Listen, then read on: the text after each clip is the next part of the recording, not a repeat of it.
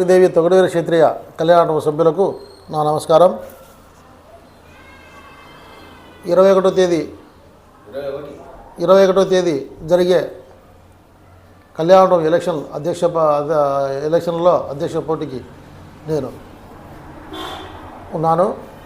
దయచేసి నా యొక్క గొడగడాని గుర్తుపై ఓటు వేయాలని కోరుతున్నాను. తమరు ఓట్లు వేయించి గెలిపిస్తారని కోరుకుంటున్నా. అలాగే మన కళ్యాణంలో లెక్కల గురించి తప్పులు ఉన్నాయని మన ప్రతినిధులు నిందలు వేస్తూ ఉన్నారు. అవన్నీ అబద్ధాలు. జనరల్ బాడీ మీటింగ్లో చెప్పినట్లుగానే 30 లక్షల అప్పులు ఇవ్వడము, దానికి సంబంధించిన బాండ్లు అన్నీ ప్రెసిడెంట్ గారి దగ్గర రఘురామ దగ్గర బాండ్లు ఉండడము అవి యథార్థం. ఆ రోజు ఉండబడిన క్యాష్ 29 లక్షల రూపాయలు. ఆ 29 లక్షల రూపాయలకు పల్లా శేషయ్య గారి దగ్గర నగదు ఉండేది నిజం. ఇవన్నీ తెలుసుకోలేక నా పైన తప్పు నిందలు వేస్తూ ఉన్నారు. జేబులో వేసుకున్నారు అయ్యే చూడండి. ఈ 29 లక్షలు ఆ 30 లక్షలు దాదాపు 60 లక్షలు అయితే 25 మార్చి తర్వాత 30 లక్షలకు వచ్చిన వడ్డీ దాదాపు 5 లక్షల రూపాయలు. ఈ సంవత్సరం వచ్చే ఆదాయము 5 లక్షల రూపాయలు. వెరసి మొత్తం మేము 70 లక్షలు చెప్తా ఉన్నాము. ఇందులో ఏ సందేహము లేదు. సందేహం పెట్టుకోవాల్సిన అవసరం లేదు. తెలియకపోతే తెలుసుకొని మాట్లాడడానికి ముందుకు రావాలని కోరుతా ఉన్నా ప్రత్యర్థులను. అకారణంగా కళ్యాణం పైన నిందలు వేస్తూ మాట్లాడడం సరైన పద్ధతి కాదు. వ్యక్తిగతంగా ఏం వేస్తారో వేయండి, నిందలు మోస్తాం. అంతేగాని ఒక కమిటీ పైన బాధ్యత గల కమిటీ పైన నిందలు వేయడం కరెక్ట్ కాదు. దయచేసి ఇవన్నీ తెలుసుకోవాలని కోరుతున్నాను. ఇక కళ్యాణం ప్రారంభానికి సమయంలో 45 లక్షలు 50 లక్షలు అప్పులు ఉన్నాయి. ఆ అప్పులన్నీ తీర్చుకుంటూ డెవలప్ చేసుకుంటూ ఇప్పుడు 60 లక్షల రూపాయల మిగులుతో మనం ఉన్నాము అంటే మన కమిటీ సరైన పద్ధతిలో జరిగిందని ప్రతి ఒక్కరూ అనుకునే దానికి 100% అవకాశం ఉంది. ఎందుకు మీరు ఈ విధంగా తప్పుగా అనుకుంటున్నారు? తెలియని మాటలు ఎందుకు మాట్లాడుతూ ఉన్నారు? జేబులో డబ్బులు వేసుకుంటారా?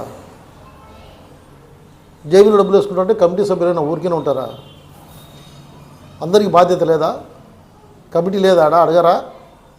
ఇంత చిన్న విషయాలు తెలియకుండా మాట్లాడుతూ ఉన్నారా?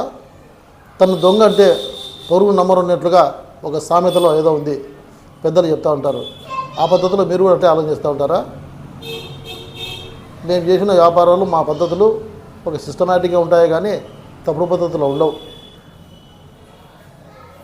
గడబిడ కంపెనీలు ఆ పద్ధతులు మేము ఎప్పుడు వ్యాపారాలు చేయలే. మా పైన నిందలు వేసేటప్పుడు కొంచెం ఆలోచించి నిందలు వేయడం నేర్చుకోండి. వ్యక్తిగత దూషణలు అంటారా, అది వేరే విషయం. వ్యక్తిగతానికి ఒక కళ్యాణ కమిటీకి ఒక సంఘానికి ఏమాత్రం సంబంధం ఉండదు. కళ్యాణ కమిటీలో బాధ్యతగా మాట్లాడాల్సి వస్తుంది. వ్యక్తిగత మాటలు అవి వేరే. ఇక అకౌంట్ల విషయాల్లో కాగితాలు అడిగితే అప్పుడు ఇవ్వలేదు, ఇప్పుడు మీ ఇంటికే ఇస్తామంటున్నారు, అప్పుడు ఇవ్వమన్నారు, ఇప్పుడు భయంతో ఇస్తామంటున్నారు అని చెప్పడం చాలా తప్పు పదం. మీటింగ్లోనే మైక్ ద్వారా పెద్దలందరూ, నాతో పాటు పెద్దలందరూ కూడా అదే అందరూ నచ్చ చెప్పినారు. కాగితాలు ఎవరు తీసుకోకూడదు, వాపసు ఇవ్వండి. మీరు ఎవరైనా చూసుకోవాలనుకుంటే రేపు కానీ మొన్నడు కానీ మీరు ఎప్పుడైనా రండి, ఇక్కడ మేము కట్టినంత కూర్చొని మీ ఆడిటర్ దగ్గర పిలుచుకొచ్చుకొని కూర్చుంటే ఎవరైనా సరే చూసాలో పిలుచుకుంటే కూర్చుంటామని చెప్పినామే తప్ప మీ ఇళ్ళకి ఇస్తామనో మీ ఇంటికి పంపిస్తామనో ఎవరు చెప్పలే. అవి జరగవు. ఆ విధంగా పద్ధతిలో ఇక్కడ కళ్యాణంలో కానీ సంఘాల్లో కానీ అట్లా జరగవు. ఇళ్ళకి ఇచ్చే పద్ధతులు చూసుకోవాలంటే అక్కడికి చూసుకోవాలా. ఈరోజు చెప్పిన మాట కాదు అది, ఆ రోజు చెప్పిన మాటలే. గెలవలేని పరిస్థితుల్లో మీరుండి తప్పుడు ప్రచారం చేస్తూ ఉంటారు. గెలవలేదానికి మార్గం ఎత్తుకోలేక తప్పుడు ప్రచారం చేస్తూ ఉంటారు. మన సభ్యులను ఒకసారి పట్టి 2 సార్లు ఇంటి దగ్గర ప్రతిమానం చేతగాక ఈ తప్పుడు ప్రచారం చేస్తూ ఉన్నారు. దయచేసి మన సభ్యులందరూ ఇవన్నీ గమనించి నిజాయితీగా పనిచేస్తున్న మమ్మల్ని మీకు అందుబాటులో ఉండే నన్ను ఏ ఏ టైం అయినా మీకు అందుబాటులో ఉండే నా సమయం వెచ్చించి మీ అవసరాలు తీర్చే నన్ను నా గోడగడియాన్ని గుర్తుకు ఓటేసి గెలిపించాలని వేయించి అత్యధిక మెజార్టీతో గెలిపించాలని మీకు తెలిసిన సోదరులకు తెలిపి నన్ను విజయపదంలో చేసి త్వరలో జరగబోయే డెవలప్మెంట్ కార్యక్రమాలకు అవకాశం కల్పిస్తారని మరీ కోరుతూ సెలవు తీసుకుంటున్నాను.